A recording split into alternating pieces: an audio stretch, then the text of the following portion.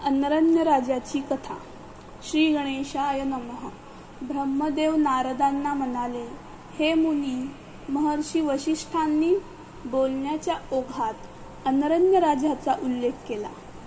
तेव्हा हिमालयाच्या मनात त्याच्याविषयी जाणून घेण्याची जिज्ञासा उत्पन्न झाली. त्याने विचारले, ब्रह्मन, हा अनरण्य राजा कोण? त्याला आपली कन्या ब्राह्मणाला का द्यावी लागली?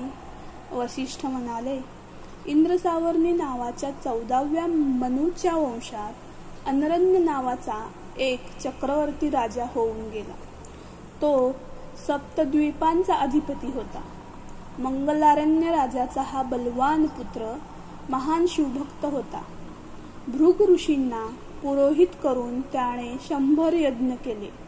देवांनी त्याला इंद्रपद देऊ केले होते, पण त्याने ते स्वीकारले नाही. त्या राजाला 100 पुत्र आणि पद्मा नावाची लक्ष्मीसारखी परमसुंदर कन्या होती. एकुलती एक कन्या असल्यामुळे ती राजाची फारच लाडकी होती. तिचे आपल्या पित्यावर फार प्रेम होते. त्या राजाला 5 राण्या होत्या. त्या सर्व स्त्रियांवर त्याचे सारखेच प्रेम होते. पद्मा उपवर झाली तेव्हा राजाने तिच्यासाठी वर संशोधन आरंभले. देशोदेशीच्या श्रेष्ठ राजांना पत्रे पाठवली. असेच एकदा पिप्पलाद ऋषी तपोवनातून आपल्या आश्रमाकडे जात होते. त्या निर्जन स्थानी त्यांना एकच गंध दिसला. तो आपल्या स्त्रियांबरोबर शृंगारयुक्त विहार करत होता. त्याच्या क्रीडा पाहून ऋषींच्या मनात कामभाव उत्पन्न झाला. त्यांनी विवाह करण्याचे ठरवले. एके दिवशी पिप्पलाद पुष्पभद्रा नदीवर स्नानासाठी गेले होते. योगायोगाने अनरण्य राजाची कन्या विहार करण्यासाठी तेथे आली होती. तिचे अनुपम सौंदर्य पाहून त्यांना मोठे आश्चर्य वाटले. त्यांनी तिच्या बरोबर आलेल्या लोकांकडे तिची चौकशी केली.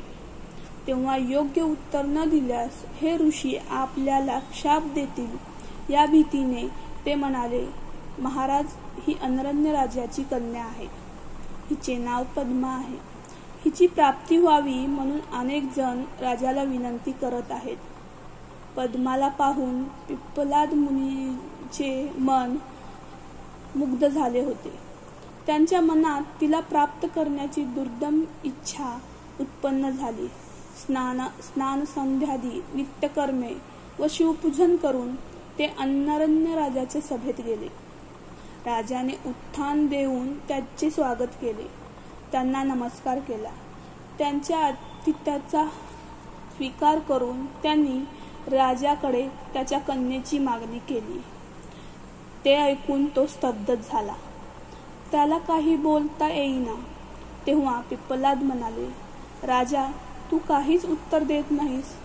तू राजकन्येला माझ्या स्वाधीन नाही केलेस तर मी क्षणार्धात सर्वांचे भस्म करेन. पिप्पलादाचे तेज पाहून राजसेवक भयभीत झाले.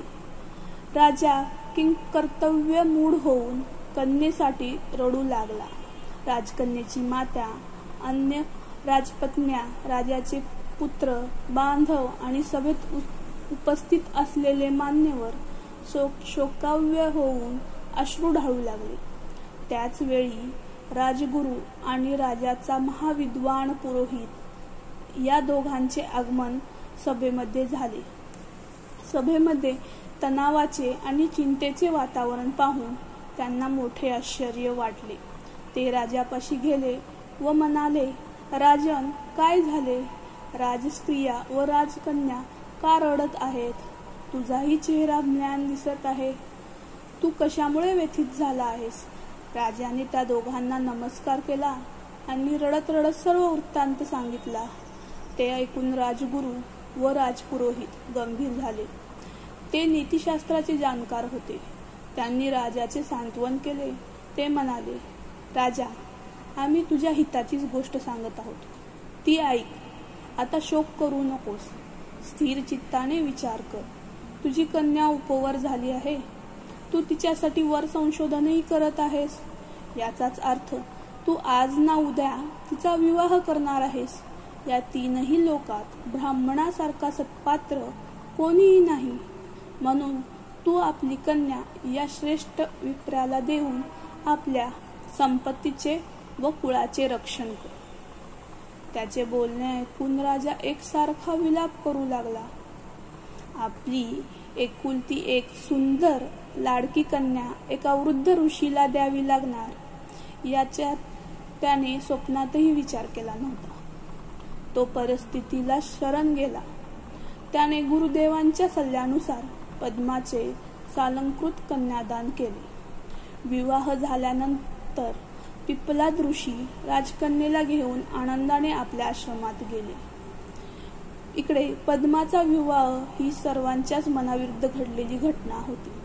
राजाला तर मोठा धक्काच बसला होता. तो दिवस रात्र चिंता करू लागला. काही केल्या त्याची अस्वस्थता जाईना. त्याने राजाची सर्व सूत्रे आपल्या पुत्रांच्या हाती दिली आणि सर्वांचा त्याग करून तप करण्यासाठी वनात गेला. त्याच्या राजांना कन्येचा आणि पतीच्या वियोगाचे फार दुःख झाले. त्यांनी प्राणत्याग केला. या सर्व घटनेबद्दल राजाचे पुत्र, सेवक व इतर लोक यांनाही फार वाईट वाटले. अनरण्य राजाने मोठे तप केले आणि तो शिवलोकी गेला. त्याचा ज्येष्ठ पुत्र कीर्तिमान याने उत्तम प्रकारे राज्य करून प्रजेला सुखात ठेवले. शैलराज, याचप्रमाणे मी तुला अनरण्य राजाचे चरित्र सांगितले. म्हणून तू ही आपली कन्या शिवजींना अर्पण कर व आपल्या कुळाचे व संपत्तीचे रक्षण कर.